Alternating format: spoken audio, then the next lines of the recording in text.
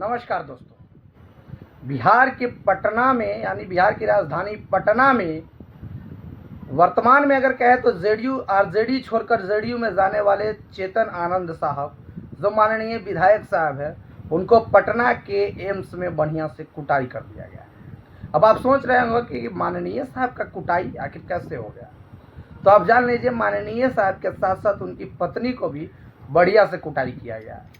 तमाम मामला आपको बताएंगे, उससे पहले मेरा परिचय जान लीजिए। मेरा नाम चंद्रभूषण कुमार है और आप कल्चर मीडिया देख रहे हैं। साथियों, कुछ दिन पहले 2024 लोकसभा चुनाव से पहले बिहार की राजनीति में एक बड़ा भूचाल आया था, जिस समय बिहार की सरकार उथल पुथल में थी और उस समय फ्लोर टेस्ट कराया गया। उस फ्लोर टेस्ट में राजद से शिवहर विधानसभा से विधायक चुने गए माननीय चेतन आनंद साहब फ्लोर टेस्ट के दौरान आरजेडी के पाले बदलकर और जेडीयू में शामिल हो गए थे। अब जेडीयू में क्यों शामिल हुआ वो बहुत सारी कहानी है, लेकिन फिलहाल इतना माना गया कि उसके तुरंत बाद यानी लोकसभा का चुनाव होना था और 2024 में लोकसभा चुनाव में उनकी मां यानी माननीय लवली आनंद साहब को शिवहर से लोकसभा का उम्मीदवार बनाया गया, जो कि डील हुआ था।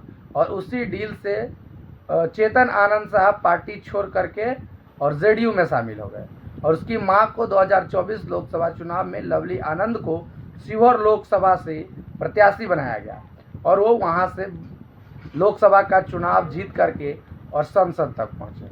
लेकिन कल का जो मामला आया है, उस पटना में एम्स में जो है बढ़िया से चेतन आनंद साहब और उनकी पत्नी का कुटाई हुआ और कुटाई के साथ साथ उसे बंधक भी बनाया गया।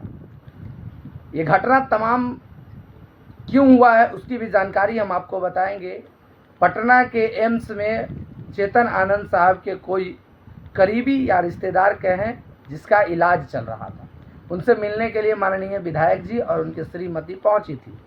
लेकिन जब पहुंचने के दौरान उनसे मिलने गया, जिस वार्ड में वो भर्ती था वहाँ का स्थिति था कि जिस पेशेंट के पैर में बैंडेज लगा हुआ था, प्लास्टर लगा हुआ था, उसके पैर से ब्लड आ रहा था और डॉक्टर ने पेशेंट को रेफर कर दिया था। और माननीय विधायक चेतन आनंद साहब की जो श्रीमती है यानी पत्नी, वो भी पेशे से एक डॉक्टर है।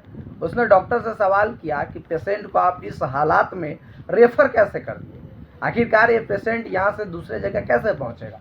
तात्कालिक इसकी इलाज आपको बढ़िया से करना चाहिए ताकि ये ब्लड बंद हो जाए, तभी तो दूसरे जगह ये जा पाएगा। इसी बात पर लेकर डॉक्टर साहब खिसिया गए और डॉक्टर साहब ने तुरंत गार्ड को आदेश दिया और गार्ड साहब आए और दोनों को बढ़िया से झड़प हुई, जिसमें चेतन आनंद साहब माननीय विधायक और उनकी श्रीमती डॉक्टर साहिबा को भी बढ़िया से पिटाई लग गया।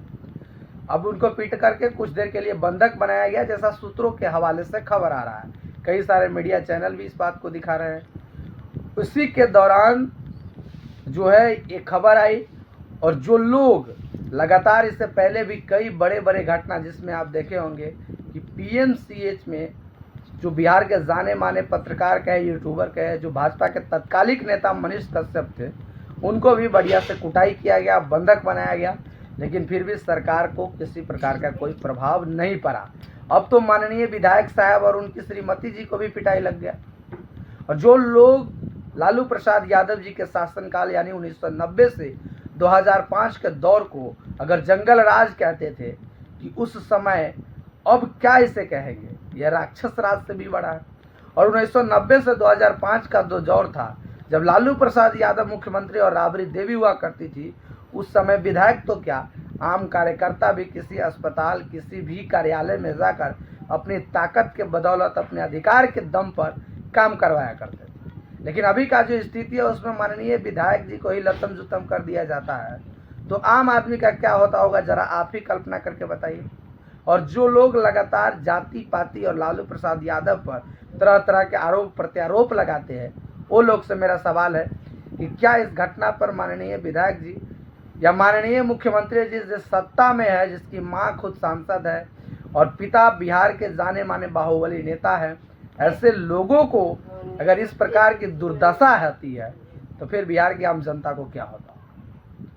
बाकी आप अपने राय इस वीडियो पर क्या रखते हैं, अभी कमेंट में ज़रूर बताएं। और मेरे फेसबुक पेज को फॉलो करना ना भूलें और यूट्यूब चैनल को सब्सक्राइब करना ना भूलें।